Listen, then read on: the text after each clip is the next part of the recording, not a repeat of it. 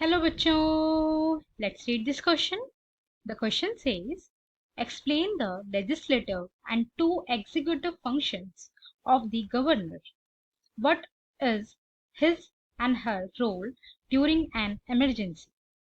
हमारा क्वेश्चन हमसे पूछ रहा है हमें गवर्नर के लेजिस्लेटिव एंड एग्जीक्यूटिव फंक्शंस के बारे में बताना है और इमरजेंसी के टाइम पे गवर्नर का क्या रोल रहता है वो हमसे पूछा है. आइए अपना आंसर देखते हैं. Legislative functions. The governor has the right to address and send message, summon, prorogue and dissolve the state legislature. Governor के पास जो है राइट होता है कि वो कोई भी मैसेज को सेंड कर सके स्टेट लेजिस्लेचर को, समन सेंड कर सके या फिर स्टेट लेजिस्लेचर को डिसॉल्व कर सके. The governor use of these power must comply with the advice of the council of ministers headed by the chief minister. और ये सारी जो पावर है गवर्नर की ये तभी अप्लाई हो पाती हैं जब काउंसिल ऑफ मिनिस्टर उनको राय देते हैं या उनके हेड, काउंसिल ऑफ मिनिस्टर्स के हेड होते हैं चीफ मिनिस्टर. जब चीफ मिनिस्टर जो है उनको एडवाइस देते हैं गवर्नर को कि डिसॉल्व कर दे लेजिस्लेचर को या कोई इशू है जो गवर्नर तक पहुंचता है उसके बाद जो है गवर्नर डिसीजन लेता है on the advice of chief minister. Right. Executive functions. The governor appoints the leader of party that gets the maximum seats in the assembly as the chief minister.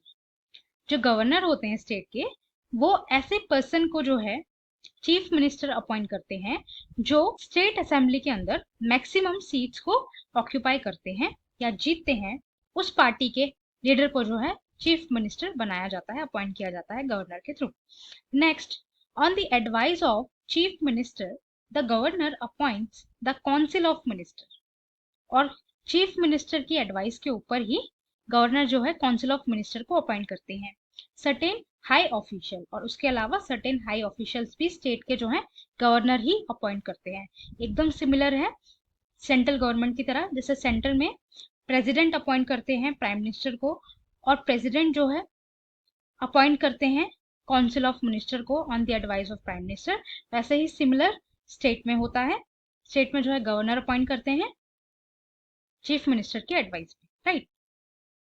अब देख लेते हैं गवर्नर की क्या role रहता है इमरजेंसी के दौरान. The governor has no role और powers in an emergency situation.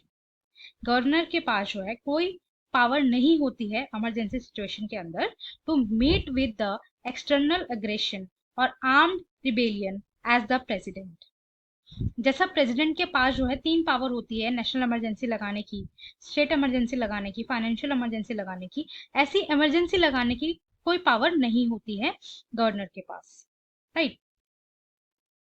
अगर प्रेसिडेंट को ऐसा लगता है कि किसी तरीके का जो आर्म्ड रिबेलियन होने वाला है, कोई आक्रमण होने वाला है, कोई युद्ध होने वाला है, इस कंडीशन के अंदर प्रेसिडेंट जो है इमरजेंसी लगाते हैं unless specifically permitted by the president under articles 160, 356 and 357. और अगर इमरजेंसी लगाई भी जाती है स्टेट में उसके बाद गवर्नर्स को जो है पावर मिलती है किन आर्टिकल्स के अंदर, आर्टिकल 160, 356 एंड 357. राइट. उनको लगाने की कोई पावर नहीं है उनके पास इमरजेंसी लगाने की. एक बार इमरजेंसी लगने के बाद जो है वो प्रेसिडेंट के एडवाइस पे ही वर्क करते हैं. Right. I hope you understood. Thank you and best of luck.